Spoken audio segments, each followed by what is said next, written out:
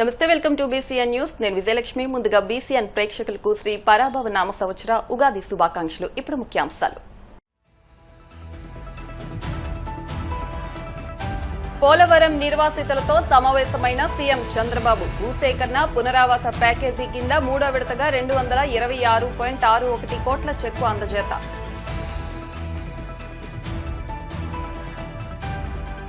విజయవాడలో వైసీపీ ఆధ్వర్యంలో ఇఫ్తార్ విందు. రంజాన్ మాసం శాంతి, సోదరభావం, పరస్పర గౌరవానికి ప్రతీకగా నిలుస్తుందన్న మాజీ మంత్రి జగన్.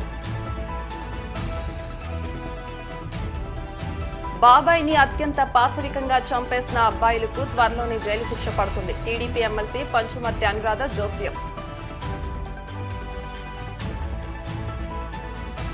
చంద్రబాబుకి దివ్యాంగుల సంక్షేమంపై చిత్తశుద్ది ఉంటే మొత్తం 16 బస్సు సర్వీసుల్లోనూ ఉచిత బస్సు ప్రయాణ సౌకర్యం కల్పించాలి. వైసీపీ నేత పులిపాటి దుర్గారెడ్డి డిమాండ్. పోలవరం ప్రాజెక్టు నిర్వాసితుల త్యాగం వెలకట్టలేనిదని, భూములు ఇళ్లు త్యాగం చేసిన వారిని తమ ప్రభుత్వం గుండెల్లో పెట్టుకుని చూసుకుంటుందని సీఎం చంద్రబాబు భరోసా ఇచ్చారు. వారి త్యాగ ఫలితంగానే రాష్ట్ర జీవనాడి అయిన పోలవరం ప్రాజెక్టు సాకారమవుతోందని అన్నారు. క్యాంపు కార్యాలయంలో పోలవరం నిర్వాసితులతో సమావేశమైన సీఎం భూసేకరణ పునరావాస ప్యాకేజీ కింద మూడో విడతగా 226.61 కోట్ల చెక్కును వారికి అందజేశారు. ఉగాది పండుగను పురస్కరించుకుని మొత్తాన్ని నేరుగా నిర్వాసితుల ఖాతాలో జమ చేస్తున్నట్లు తెలిపారు. ఈ కార్యక్రమంలో జలవనరుల శాఖ మంత్రి నిమ్మల రామానాయుడు, ప్రభుత్వ ప్రధాన కార్యదర్శి జి సాయి ప్రసాద్, ఆర్&ఆర్ అధికారులు పాల్గొన్నారు. సంవత్సరాల వైసీపీ పాలనలో పోలవరం నిర్వాసితులు పండుగలనే మర్చిపోయినటువంటి స్థితిలో మళ్ళీ కూటమి ప్రభుత్వం అధికారంలోకి వచ్చిన తర్వాత ఒక సంక్రాంతి, ఒక రంజాన్, ఒక ఉగాది, ఒక దీపావళి, ఒక క్రిస్మస్, ఇటువంటి పండుగలన్నింటినీ కూడా జరుపుకుంటున్నటువంటి పరిస్థితి. దానికి ఉదాహరణే ఈ కూటమి ప్రభుత్వం అధికారంలోకి వచ్చిన తర్వాత మొన్న 2025 జనవరిలో సంక్రాంతికి ఆ రోజు 900 కోట్ల రూపాయలు. అదేవిధంగా 2025 నవంబర్ దీపావళికి అప్పుడొక 900 కోట్ల రూపాయలు. మళ్ళీ ఈరోజు 2026 మార్చి ఉగాదికి మళ్ళీ ఈరోజు 250 కోట్ల రూపాయలు. నేను అడుగుతూ ఉన్న సూటిగా జగన్మోహన్ రెడ్డి, నీ 5 సంవత్సరాల వైఎస్ఆర్సీపీ పాలనలో ఒక్క రూపాయి కూడా నిర్వాసితులకి ఎందుకు ఇవ్వలేదో ఈరోజు సమాధానం చెప్పాలి.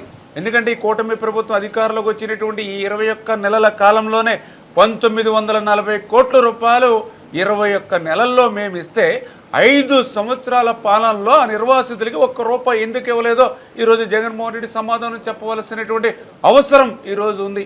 అంతేకాదు ఆ రోజు 2016 సంవత్సరంలో ఆ రోజు కూడా ముఖ్యమంత్రి చంద్రబాబు నాయుడు గారు ఉన్నప్పుడు 700 కోట్ల రూపాయలు నిర్వాసితులకి ఆ రోజు అందజేశారు. మరి 2016లో ముఖ్యమంత్రిగా, 2024 తర్వాత ముఖ్యమంత్రిగా ఆ రోజు ఈ రోజు నిర్వాసితులకి వచ్చినటువంటి ఆ ఖాతాల్లో పండి సొమ్ము ముఖ్యమంత్రి చంద్రబాబు నాయుడు గారు ఉండగానే వచ్చింది తప్ప మధ్యలో 5 సంవత్సరాలు నీ 1924లో ఎందుకు ఒక్క రూపాయిని విడుదల చేయలేకపోయావు? నీకు ముందు ఉన్నటువంటి ప్రభుత్వము ఇచ్చింది, నీ తర్వాత వచ్చినటువంటి ప్రభుత్వం ఇచ్చింది. మధ్యలో 5 సంవత్సరాలు కనీసం నిర్వాసితులకి ఒక పైసా ఇవ్వడానికి కూడా నీకు మనసు రాలేదు అని అంటే నువ్వు మరి మైక్ పట్టుకుంటే, వేదిక ఎక్కితే నా ఎస్సీలు, నా బీసీలు, నా మైనార్టీలు, నా ఎస్టీలు, నా బిడ్డలు అంటావు. కానీ అధికారంలో ఉన్న 5 సంవత్సరాలు ఆ బిడ్డలకి, ఆ అడవి బిడ్డలకి, ఆ నిర్వాసితులకి, ఆ పోలవరం గురించి విలువైనటువంటి భూములు, ఆస్తులు త్యాగం చేసినటువంటి వాళ్ళకి ఎందుకు ఒక్క రూపాయి నువ్వు ఇవ్వలేకపోయావో ఈవేళ జగన్మోహన్ రెడ్డి ఈ ఆంధ్రప్రదేశ్ రాష్ట్ర ప్రజలకే కాదు నిర్వాసితులకు కూడా సమాధానం చెప్పాలి. అప్పుడే నువ్వు పోలవరం గురించి మాట్లాడేటువంటి అర్హత ఉంటుంది. ఆ రోజు 2014-19లో పోలవరం ప్రాజెక్టు నిర్మాణం ఆలస్యం కాకూడదని కేంద్రం ఇచ్చేటువంటి నిధుల కంటే ముందే ఆ రోజు రాష్ట్ర ప్రభుత్వం ఖజానా నుంచి డబ్బులు ఖర్చు పెట్టారు. 14-19లో రాష్ట్ర బడ్జెట్ నుంచి ఖర్చు పెట్టినటువంటి నిధుల్ని 19-24లో ఆ రోజు ఉన్నటువంటి కేంద్ర ప్రభుత్వం నీ ప్రభుత్వానికి రీఎంబర్స్మెంట్గా, పోలవరం రీఎంబర్స్మెంట్గా 3,880 కోట్ల రూపాయలు 14-19లో ఖర్చు పెట్టినటువంటి అమౌంట్ని నీ ప్రభుత్వానికి జమ చేస్తే ఆ పోలవరం రీఎంబర్స్మెంట్ ద్వారా వచ్చినటువంటి డబ్బులను కూడా పోలవరానికి ఖర్చు పెట్టలేదు, పోలవరం నిర్వాసితులకి కూడా ఖర్చు పెట్టలే. ఆ డబ్బులను కూడా నువ్వు డైవర్ట్ చేసేసావు. అంటే పోలవరం రైతాంగానికి పోలవరం నిర్వాసితులకి వచ్చినటువంటి సొమ్ముని కూడా మరి డైవర్ట్ చేసినటువంటి నీకు మరి ఈవేళ పోలవరం గురించి కానీ నిర్వాసితుల గురించి కానీ మాట్లాడేటువంటి అర్హత భవిష్యత్తులో కూడా ఎప్పుడూ లేదు. పవిత్ర రంజాన్ మాసాన్ని పురస్కరించుకుని విజయవాడలో వైసీపీ ఆధ్వర్యంలో ఇఫ్తార్ విందు నిర్వహించారు. ఈ కార్యక్రమంలో మాజీ ముఖ్యమంత్రి వైసీపీ అధ్యక్షుడు జగన్మోహన్ రెడ్డి పాల్గొని ముస్లిం సోదరుల ఉపవాస దీక్ష విరమింపజేశారు.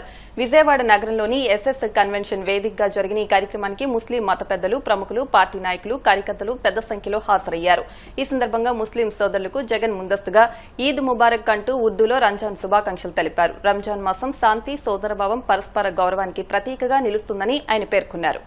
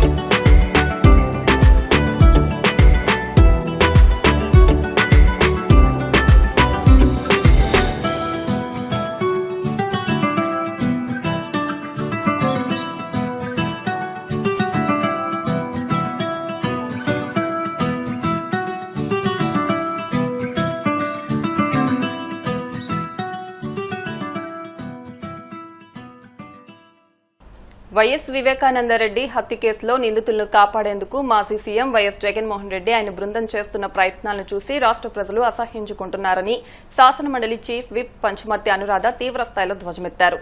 బాబాయిని అత్యంత పాశవికంగా చంపేసిన అబ్బాయిలకు త్వరలోనే జైలు శిక్ష పడుతుందని ఆమె జోస్యం చెప్పారు. కడప ఎంపీ అవినాష్ రెడ్డి ఇటీవల నిర్వహించిన ప్రెస్ మీట్ మొత్తం తాడేపల్లి ప్యాలెస్ రాసిన స్క్రిప్ట్ ప్రకారమే సాగిందని అనురాధ విమర్శించారు. అంతఃపుర రహస్యాన్ని దాచిపెట్టి వివేకానంద రెడ్డి హత్య సంబంధించిన కేసు నుంచి బయటికి రావడం కోసం జగన్మోహన్ రెడ్డి అండ్ కో విశ్వ ప్రయత్నాలు చేస్తా ఉన్నారు. ఎంపీ పదవి కోసం సొంత బాబాయినే చంపిన దుర్మార్గులు ఇప్పుడు న్యాయం కోసం పోరాటం చేస్తున్న సునీతారెడ్డి గారి పైన కూడా కుట్రలు పన్నుతా ఉన్నారు. అందులో భాగంగానే తాడేపల్లి ప్యాలెస్ నుంచి వచ్చిన స్క్రిప్ట్ని అవలంబిస్తూ అవినాష్ రెడ్డి గారు మొన్న ప్రెస్ మీట్ పెట్టడం జరిగింది. వివేకానంద రెడ్డి హత్య చేసి ఆ రక్తపు మడుగుల మీద తొక్కుకుంటూ Avinash Reddy MP seat nomination వేశారు అని చెప్పి పులివెందుల ప్రజలే చెప్తా ఉన్నారు. ఇంకొక పక్క కడప ఎంపీ సీటు కోసమే బాబాయిని హత్య చేశారు అని చెప్పి స్వయంగా వైఎస్ రాజశేఖర్ రెడ్డి కూతురు జగన్మోహన్ రెడ్డి గారి సొంత చెల్లెలైన షర్మిల సిబిఐకి వాంగ్మూలంలో చెప్పడం జరిగింది. దీని గురించి మాట్లాడే దమ్ము ధైర్యం అవినాష్ రెడ్డికి కానీ జగన్మోహన్ రెడ్డి గారికి కానీ ఉందా అని చెప్పి ఈ సందర్భంగా మేము అడుగుదలుచుకున్నాం. జగన్మోహన్ రెడ్డి డైరెక్షన్లోనే ముందు గుండెపోటని చెప్పి తర్వాత రక్తపు వాంతులని చెప్పి ఆ తర్వాత హత్య జరిగింది అని చెప్పి 2 గంటల తేడాలో ప్రతి 2 గంటల తేడాలో సాక్షి ఛానల్లో జగన్మోహన్ రెడ్డి డైరెక్షన్లో చెప్పిన మాట వాస్తవం కాదా? దీనికి సంబంధించి మరి అప్పుడు సాక్షి ఎడిటర్ 4-5 సార్లు తాడేపల్లి ప్యాలెస్ కి ఫోన్లు చేయడం వాస్తవం కాదా? అదేవిధంగా హత్య తెల్లవారుజామున 5 గంటలకే జరిగింది అని చెప్పి అజయ్ కల్లాం తన వాంగ్మూలంలో ఇచ్చిన మాట వాస్తవం కాదా? 5 గంటలకే హత్య జరిగిందని చెప్పి జగన్మోహన్ రెడ్డి గారికి తెలిసినా కూడా ఏమాత్రం హడావిడి పడకుండా టిఫిన్లు కాఫీలు అన్నీ ముగించుకొని కనీసం ఒక హెలికాప్టర్ని హైర్ చేసుకొని ముందు వెళ్ళాలి అనే ఆలోచన విధానం లేకుండా నిదానంగా కారు ప్రయాణం 8 గంటల పాటు చేసిన విషయం వాస్తవం కాదా అని చెప్పి ఈ సందర్భంగా అడుగుతా ఉన్నా.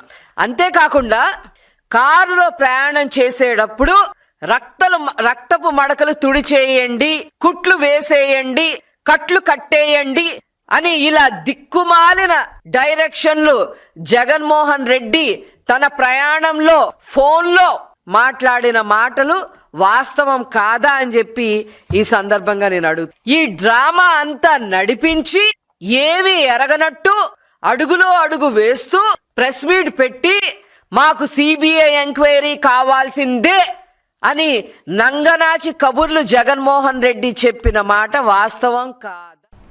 కేవలం 5 సర్వీసుల్లో మాత్రమే ఉచిత బస్సు ప్రయాణం కల్పిస్తూ దివ్యాంగుల జీవితాలను మార్చేస్తున్నట్లు చంద్రబాబు, పవన్ కళ్యాణ్, నారా లోకేష్లు బస్ ఎక్కి హడావిడి చేశారని వైసీపీ దివ్యాంగుల విభాగం రాష్ట్ర అధ్యక్షుడు పులిపాటి దుర్గారెడ్డి విమర్శించారు. తాడేపల్లిలోని పార్టీ కేంద్ర కార్యాలయంలో ఆయన మీడియాతో మాట్లాడుతూ ఇప్పటికే దివ్యాంగులకు ప్రయాణ ఛార్జీలో 50% సబ్సిడీ ఉందని ఆయన చెప్పారు. చంద్రబాబుకి దివ్యాంగుల సంక్షేమం పట్ల చిత్తశుద్ది ఉంటే మొత్తం 16 బస్సు సర్వీసుల్లోనూ ఉచిత బస్సు ప్రయాణ సౌకర్యం కల్పించాలని, దివ్యాంగులతో పాటు సహాయకులకు కూడా 50% సబ్సిడీ అమలు చేయాలని డిమాండ్ చేశారు. చంద్రబాబు నాయుడు గారు మీరు గుర్తుంచుకోవాల్సింది ఏంటంటే ఇది మా యొక్క హక్కు. మా హక్కుని మీరేదో దాన ధర్మం చేస్తున్నట్టుగా, మీ సొంత డబ్బులు ఇస్తున్నట్టుగా భావించి మీరు ఆ విధంగా మాట్లాడటం, ఆ విధంగా పబ్లిసిటీ చేసుకోవడం మీకు తగదని కూడా మేము తెలియజేస్తున్నాం. అలాగే సంక్షేమ ప్రచారం కంటే కూడా మీ ప్రచార ఆర్భాటం ఎక్కువైపోయింది.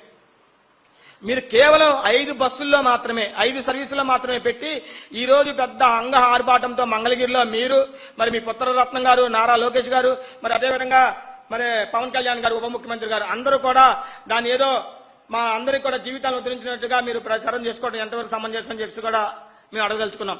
ఏదైతే గతంలో మీరు చెప్పినటువంటి హామీల్లో 24, 25, మరి 25, 26 బ్యాక్లాగ్ ఉద్యోగాలు ఏమేనని చెప్పి మేము అడుగుతున్నాం.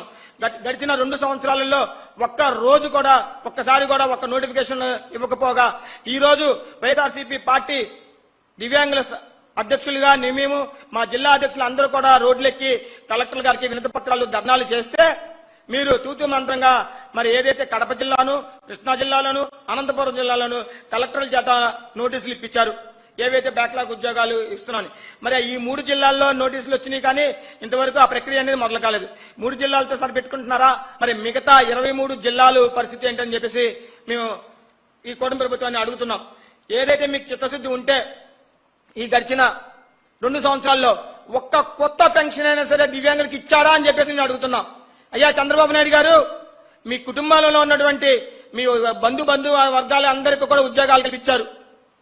మరి వాళ్ళందరికీ కూడా ఆర్థికంగా బలోపేతానికి బాగా సహాయపడుతున్నారు. మరి దివ్యాంగులకి ఏం చేశారని చెప్పేసి మేము అడుగుతున్నాం. 50% ఆల్రెడీ ఉన్న బస్సులు మీరు 50% ఇచ్చి దాన్ని ఏదో పెద్ద జీవితాలను ఉద్ధరించినట్టుగా మీరు ప్రచారం చేసుకుంటున్నారు. మీరు ఇంకా అదే విధంగా మేము ఇంకోటి అడగదలుచుకున్నాం. ఏదైనా ఈ 2 సంవత్సరాలు ఒక పెన్షన్ ఇవ్వకపోగా, ఒక ఉద్యోగం ఇవ్వకపోగా, ఒక్క చోట కూడా ఆర్థికంగా బలోపేతానికి కృషి చేయనటువంటి కూటమి ప్రభుత్వాన్ని మేము నిలదీస్తున్నాము. ఏదైతే మీరు ఆ రోజు హామీల ప్రకారంగా చెప్పారో వాటన్నిటిని కూడా నెరవేర్చినటువంటి బాధ్యత ఈ కూటమి ప్రభుత్వం మీద ఉంది. ఏదైతే పెన్షన్ ఆధారంగా బతికేటువంటి వాళ్ళని ఒక పెన్షన్ మీద ఆధారపడే విధంగా వాళ్ళ యొక్క జీవితాలను ఏదో ఇది చేస్తున్నట్టుగా ప్రవర్తించడం సరికాదని కూడా చెప్తున్నాం. ప్రజల సేవలకి ప్రజలు ప్రభుత్వాల వద్దకు రావాలి తప్ప, కానీ ప్రజలు ఎక్కడా కూడా అధికారులు రావట్లా. అధికారుల చుట్టూ మళ్ళీ మేము ప్రజలు తిరుగుతా ఉన్నారు. సామాన్యులు తిరగడం వేరు, దివ్యాంగులు కూడా తిరగడం వేరు. దయచేసి దివ్యాంగ సోదరులారా, ఈ కూటమి ప్రభుత్వం నారా చంద్రబాబు నాయుడు ప్రభుత్వం చేసినటువంటి మోసాలకి మీరందరూ కూడా కళ్ళు తెరవాల్సిన సమయం ఉంది. ఏదైతే వీళ్ళు అంగు ఆర్భాటాలు ప్రచారాలు చేసుకుంటున్నారో ఆ ప్రచారాలన్నింటిలో కూడా అవాస్తవాలుగా మీరందరూ కూడా చూడాల్సిన అవసరం ఉంది. స్వయం ఉపాధి ప్రోత్సాహం చేస్తామని చెప్పి చేసినటువంటి వీరు ఈ రోజు ఏమాత్రం చేశారు? గతంలో వైఎస్ జగన్మోహన్ రెడ్డి గారినప్పుడు స్వయం ఉపాధి పథకాలు కానీ, రుణ సబ్సిడీలు కానీ, చిన్న వ్యాపారులకు కానీ, మరి అలాగే నైపుణ్య కార్యక్రమాలు, ఎన్నో అభివృద్ధి కార్యక్రమాలు చేసినటువంటి ఘనత జగన్మోహన్ రెడ్డి గారికి. అదే విధంగా విద్యారంగంలో ఏదైతే స్కాలర్షిప్లు కానివ్వండి, ఫీజు రింబర్స్మెంట్ కానివ్వండి, మరి అదేవిధంగా హాస్టల్ సదుపాయాలు కానివ్వండి, మరి గోరుముద్ద అనేటువంటి కానీ కూడా అనేక విద్యార్థులకు ఉపయోగపడే పథకాలను ప్రవేశపెట్టి దివ్యాంగులకు ప్రత్యేకంగా కేటాయించినటువంటి ఘనత మన జగన్మోహన్ రెడ్డి గారిది. మరి ఈ రోజు వీళ్ళు వచ్చిన తర్వాత బీసీ హాస్టల్లో కానివ్వండి, ఎస్సీ ఎస్టీ హాస్టల్, సంక్షేమ హాస్టల్లో కానివ్వండి, మనం రోజు చూస్తూనే ఉన్నాం. ఎక్కడ పెడితే అక్కడ ఫుడ్ పాయిజన్ అవ్వటం, మరి పిల్లలు డయేరియా వచ్చి చనిపోవటం, మరి అక్కడ ఉన్నటువంటి ఆహార పదార్థాల్లో ఎలుకలు ఇవన్నీ కూడా తిరగటం కూడా గమనించాం. ఏ విధంగా వీళ్ళందరికీ రాష్ట్ర ప్రజానీకం మీద చిత్తశుద్ధి ఉందో కూడా మనం ప్రశ్నిస్తున్నాం. ఇప్పుడు కాసేపు ప్రకటనలు.